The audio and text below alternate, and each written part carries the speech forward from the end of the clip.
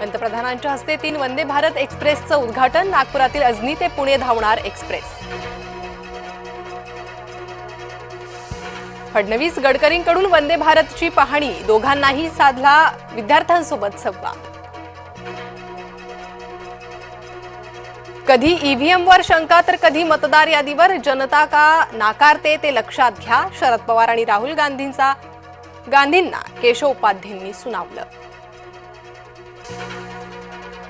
कबुतरांना सकाळी 6 ते 8 या वेळेतच खाणं द्या। कबुतरखाना ट्रस्टनं लावला बोर्ड। महापालिकेकडून अद्याप लेखी परवानगी नाहीच।